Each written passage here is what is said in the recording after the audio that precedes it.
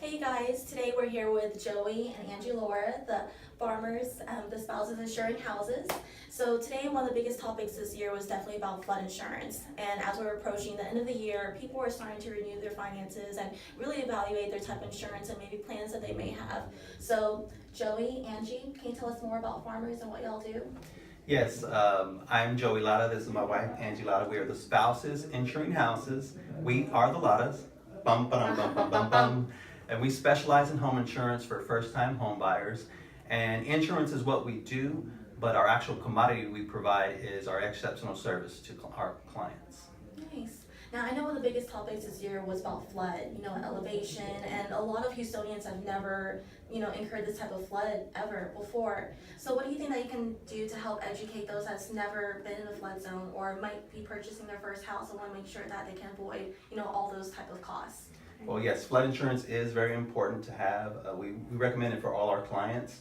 One of the things we do on every single home insurance proposal we provide for every client, we are going to check if that property is in a designated flood zone or not, a high-risk flood zone. If it is, then that client's going to be required to purchase flood insurance.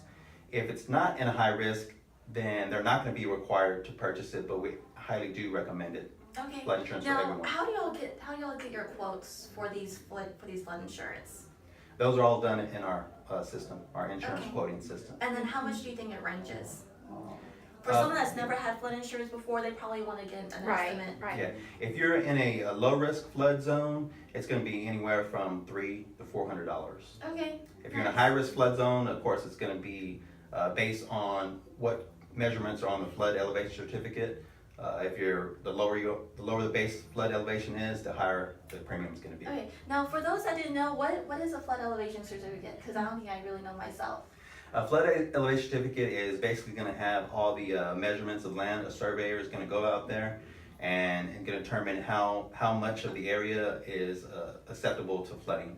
Okay, that makes sense. Yes. So you're gonna get your quotes based on, of course, the size of the house, right, the value of the property, and then where it actually sits on the flood elevation plans, Right. That's right? correct. And then once, let's say someone purchases their house, they want to see if it's on a flood zone, and if they what they need to do to get it covered, y'all send out a surveyor, right? And it's gonna come out of the buyer's, the homeowner's expense out of pocket Yes, to go out. And they're gonna do that with any type of insurance company. And that just goes Every along insurance with the company, flood. yeah, it's just standards, it's mandatory. Yes, that's correct. And the prices do vary upon the surveyors that you use. We have a good contact. He usually charges about $250 Okay, per survey. that's not bad. Now, do they have to do that like almost every year to check out and see how it is, or is that for like the lifetime that you own the house? That's actually for a lifetime. Okay, that's cool. So it's just a one-time thing. Now, is that also transferable to the next homeowner? Yes, it Okay. is.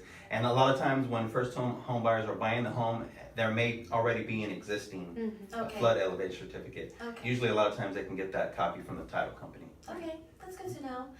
Now, besides flood insurance, flood elevations, what else that you think we should need to know about the Laura Agency Group? Well, one thing to keep in mind is that we do not charge an agency fee. Okay.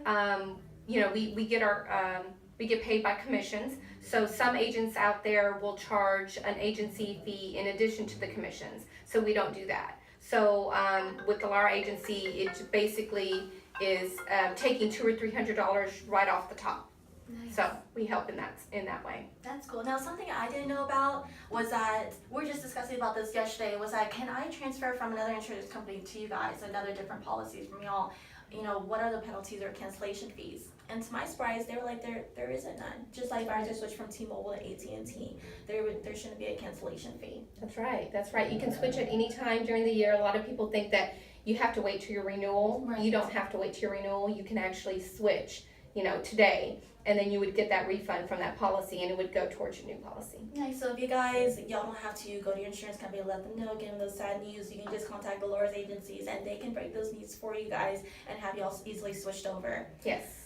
Yes, we will coordinate everything with their old insurance provider and with the mortgage company as well. Yes, we Nice. help in every way that we can. Thanks, you guys. Now, how do you think these viewers can contact you guys if they have any questions? Well, we can be contacted. We have a full staff, all licensed agents, and we can be contacted 713-278-0557.